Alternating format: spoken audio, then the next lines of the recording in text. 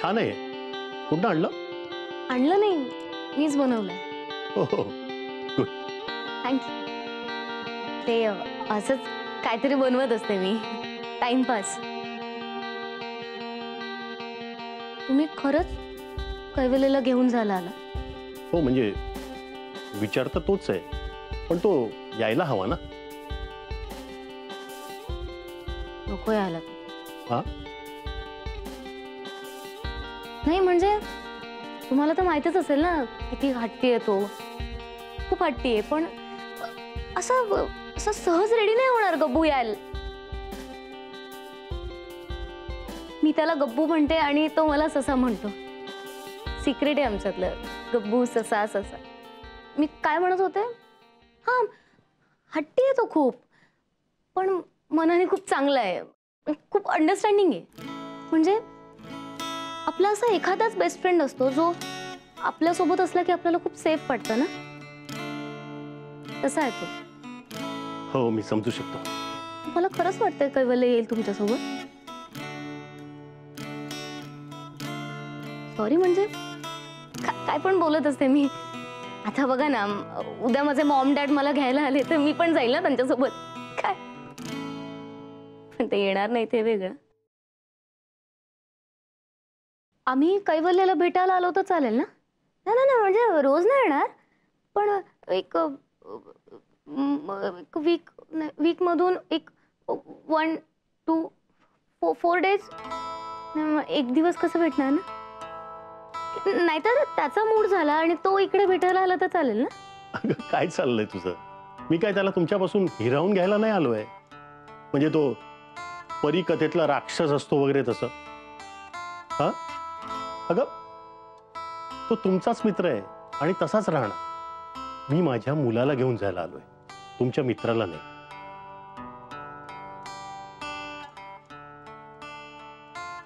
कैवल्य आतमध्ये तो बाबा, मला काय वाटतं, तुम्ही त्याच्याशी थोडंसं शांतपणे बोललात तर. मी जाऊ?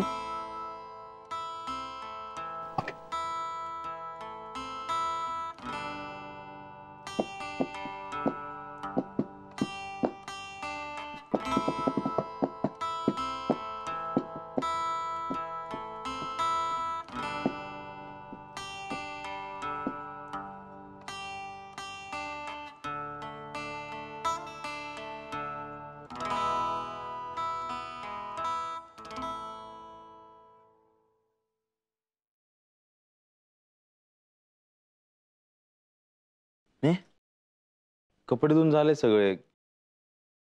गेले ना कैवल्याचे बाबा? नाही, बेडरूम मध्ये गेलेत. कैवल्याशी काहीतरी प्रायव्हेट बोलतात. याला काय बोलायचं प्रायव्हेट बापलेखाला? आशू कैवल्याचे बाबा त्याला परत घेऊन जाण्यासाठी आले.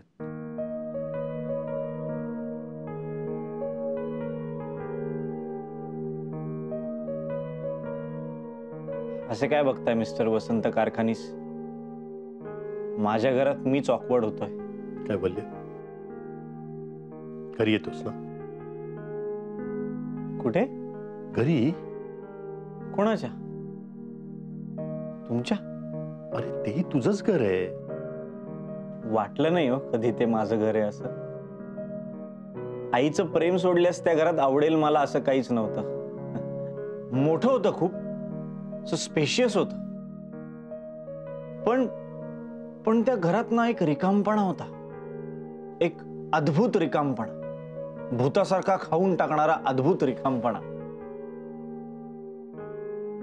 तो रिकामपणा ना खायला उठायचा हो मला, खरं सांगतो तुम्हाला. मग त्या रिकामपणाला शह देण्यासाठी मी म्युझिकचा आधार घेतला. पण काय प्रॉब्लेम झाला माहितीये का? घर मालकाला ते अजिबात आवडलं नाही. त्याला नाही पटायचं हे म्युझिक वगैरे. त्यामुळे असं झालं ना, मी रमलो नाही त्या घरात. हा प्रॉब्लेम झाला. सांगा तुम्ही आता कसं जगायचं त्या एवढ्या मोठ्या स्पेशियस रिकाम्या घरात? तुला हवं तसं घर देतो मी.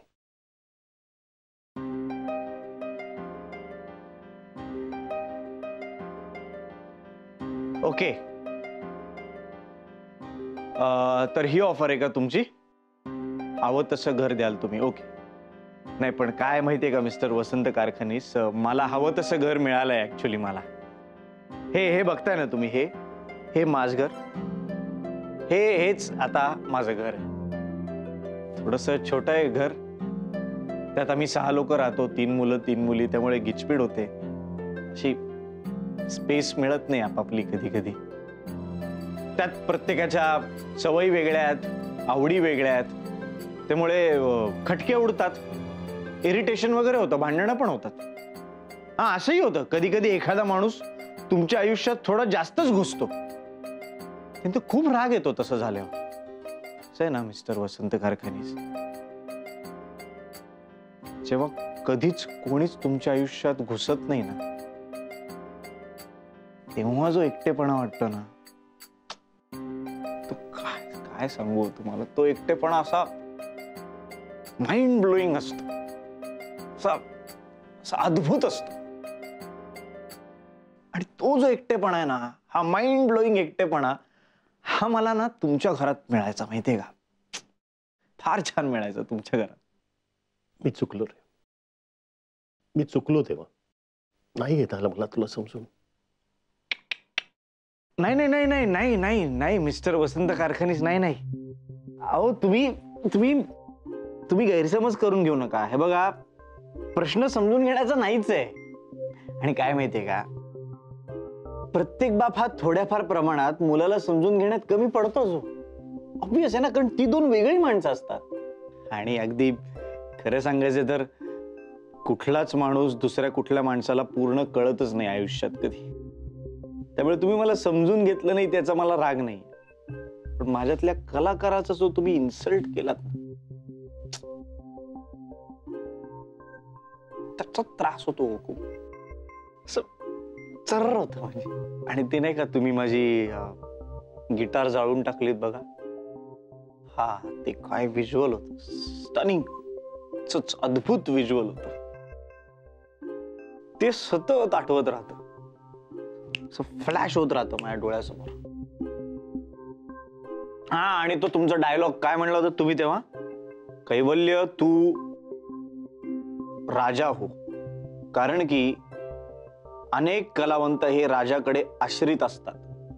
तू कलावंत होऊ नकोस, तू राजा हो. तू राजा झालास ना, तर कला आपोआप तुझे पाय चाटतील. तुम्ही समजून नका घेऊ एक वेळ, पण चिरडून तरी टाकू नका ना. Really sorry. काय sorry? Did you just say sorry? Mister Vasant Karkhanis, did you just say sorry? अरे काय, the great businessman mister Vasant Karkhanis हे एका अत्यंत क्षुद्र म्युझिशियनला सॉरी म्हणले? कसं काय? अरे कमाल आहे यार, कसं काय झालं असं? एक सिरियसली सांगा मला, हे रिअलायझेशन असं अचानक कसं काय झालं तुम्हाला? तू घर सोडल्यापासून मी खूप डिस्टर्ब होतो. बराच वेळा विचार केला की तुला बोलवायला यावं, तुला भेटावं, पण माझा इगो मध्ये आला. इगो? मग आता कुठे गेला इगो? संपला का असा होल्ड करून ठेवलाय? मी खरं बोलतोय रे कैवल्य. अरे माझा संपूर्ण कठोरपणा गळून पडलाय. माझ्यातला बिझनेसमन वसंत कारखानीस हरला, तुझा बाप जिंकला.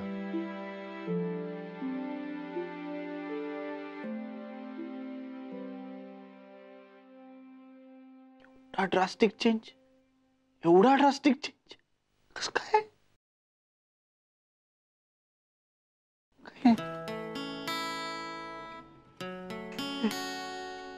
कमाल आहे मिस्टर वसंत कारखानीस, तुमचं तेवढा ड्रास्टिक चेंज कसं काय झालं? तुम्हाला आईने इमोशनल करून पाठवलं ना, है ना? खरं सांगा, आईने इमोशनल केलं आणि पाठवलं ना तुम्हाला इथे? खरं सांगा. नाही, अरे मी स्वतःहून आलोय. माझी चूक मला कळलीये. माझ्या मेहनतीवर मी इतका मोठा झालो आणि त्या सगळ्या ह्याच्यात मी इतका व्यवहारी झालो, इतका कठोर झालो. तुझ्यातला कलावंत दिसला नाही रे मला. मला फक्त तुझ्यात बिझनेसमन दिसत होता, पण तू नव्हताच बिझनेसमन. तू एक आर्टिस्ट होतीस.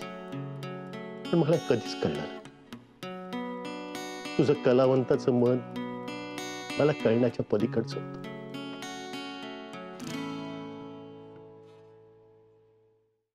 कैवल्य,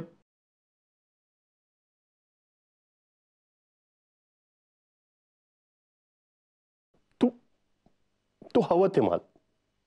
तू सांगशील ते करायला मी तयार आहे. तुझ्या आणि म्युझिकच्या आड मी येणार नाही. तुला तुला काय करायचंय सांग. हवा तेवढा पैसा होतो.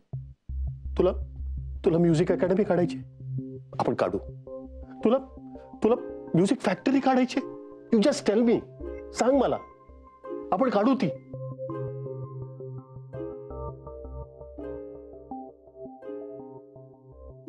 काय बोलले?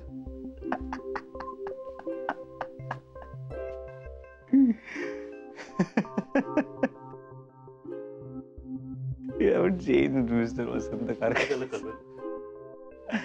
You haven't changed a bit. हे ऐका रे, ए वसंत कारखानेची ऑफर कळली आहे. काय ते इंटरेस्टिंग ऑफर आहे. हा, त्यांना माझ्यासाठी म्युझिकची फॅक्टरी काढायची. म्हणजे काय करायचं माहितीये का, की एक काउंटर असणार, मी इथे बसणार असा. हा, सगळी लोक येणार माझ्याकडे, मला त्यांच्या चाली ऐकवणार. त्यातल्या ज्या चाली मला आवडतील ना त्या मी सिलेक्ट करणार आणि मग ते विकायच्या. म्हणजे बेसिकली काय की धंदा करायचा आणि पैसे कमवायचे. म्युझिकची फॅक्टरी काढायची. काय, कशी वाटते ऑफर? बोल बोल, कशी वाटते? पैसे कमवणं वाईट आहे?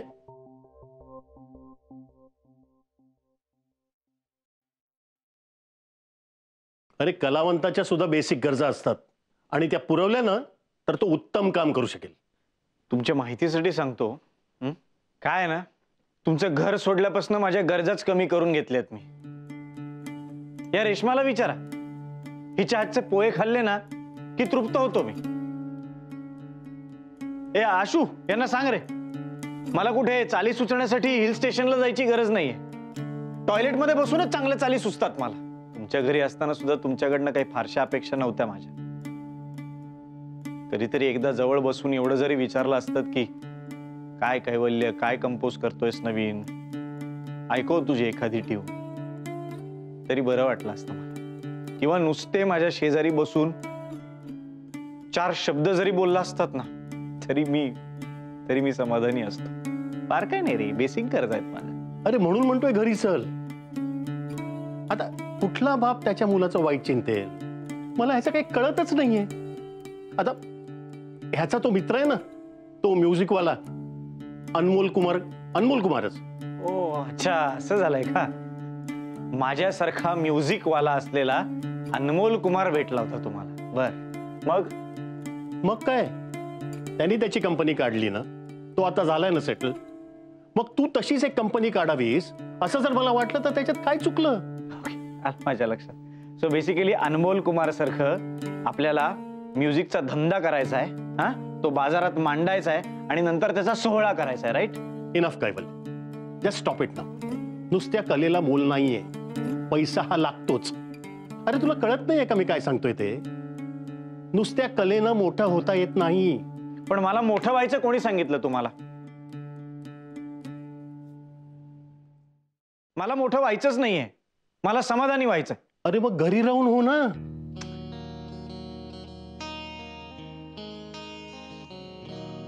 एका शहरात राहून तुमचा मुलगा दुसरीकडे का राहतो ते लोक असं मला विचारतात.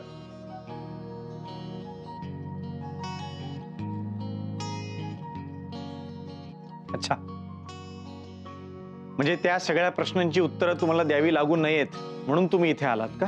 मीही तुझ्यासारखा बंडखोर होतो, पण मी माझी सर्व एनर्जी स्वतःला सिद्ध करण्यात वापरली.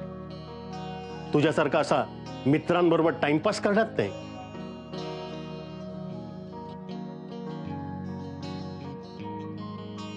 मिस्टर वसंत कारखानीस, तुमच्याकडून तुमचा बंड घेतला मी, पण धंदा नाही घेऊ शकलो. आणि 2 गोष्टी, इथे आम्ही टाइमपास करत नाही, काम करतो. आणि दुसरं म्हणजे डोक्यात बिझनेस ठेवून म्युझिकचा विचार नाही करताय.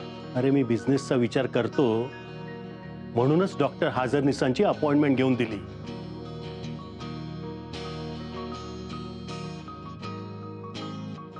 माझ्या आईला मी परत कधीही भेटायचं नाही या बोलीवर.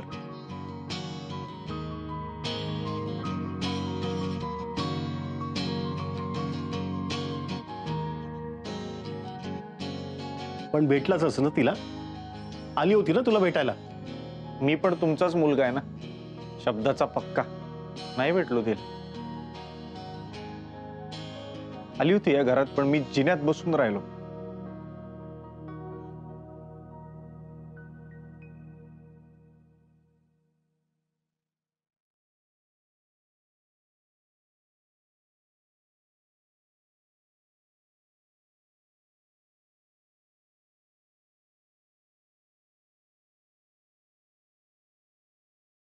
कैवल्य, तू भेट तुझ्या आईला. त्याचा तुम्हा दोघांनाही त्रास होतोय आणि मी तुम्हा दोघांना दुःखी बघू शकत नाही. काका काका ऐका ना, मला थोडंसं बोलायचंय. काका हे बघा, वडील म्हणून तुमची कैवल्यविषयीची जी काळजी ना ती अगदी स्वाभाविक आहे आणि ती आम्हाला सगळ्यांना कळते. पण त्याचं आयुष्य सेट करण्याच्या नादात तुम्ही त्याचा स्ट्रगल नका ना सेट करू. अहो फार कमी मुलं असतात जी स्वतः झगडा करून काहीतरी मिळवण्याचा प्रयत्न करतात. तुम्ही त्याचा स्ट्रगल सेट करताय ना, त्याचा त्रास होतोय त्याला. तुम्हाला काही करायचंच असेल ना त्याच्यासाठी, तर त्याच्यावर विश्वास दाखवा ना थोडासा, जसं आमच्या सगळ्यांचा आहे त्याच्यावर. खरंच सांगतो, फार मोठा होणार आहे तो. आम्ही आता तुमच्यासारखे खूप पैसे वगैरे कमवेल का तो हे मला माहित नाही, पण फार सच्चा आणि फार मोठा कलावंत होणार आहे तो. खरंच सांगतो. इनफॅक्ट एक मजेदार गोष्ट सांगू का, तुम्ही त्याला ती 100ची नोट दिली होती ना, फार जपून ठेवली आहे त्याने. तुम्हाला एक बेस्ट बिझनेस प्रपोजल देऊ का, त्या 100च्या नोटेवर त्याची सही घ्या आणि स्वतःकडे जपून ठेवा. काही वर्षानंतर त्या 100च्या नोटेचे लाखो रुपये मिळतील की नाही बघा. Best investment. म्हणून तर मी पण इन्व्हेस्ट केलंय त्याच्यात. माझं ठरलंय आता काही हो, मी आयुष्यभर पोसणार आहे माझ्या या मित्राला. मग त्याला काही करायचं असेल किंवा नसेल करायचं, मी त्याला पोसणार. माझं ठरलंय. तुमचं तुम्ही ठरवा.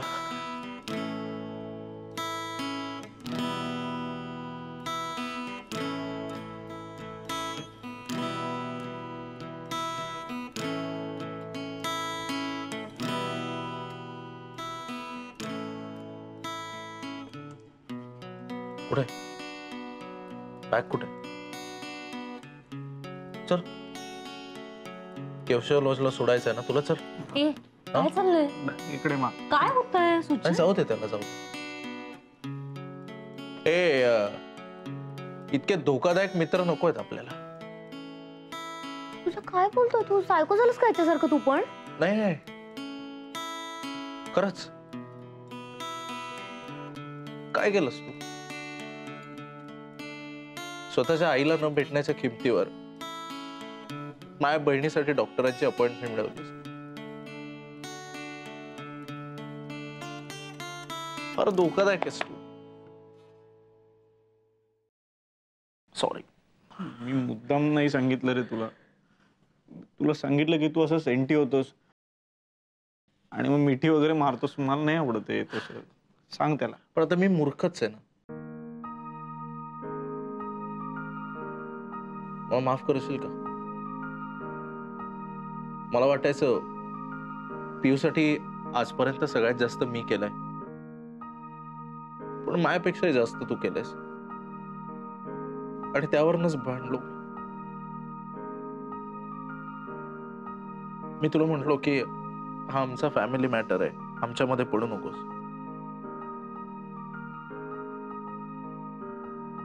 माफ कर कर, नाहीतर मग मला केशव लॉज मध्ये जाऊन राहायला लागेल. आता किती आवडत नसलं तरी मिठी मारणार आहे मी तुला.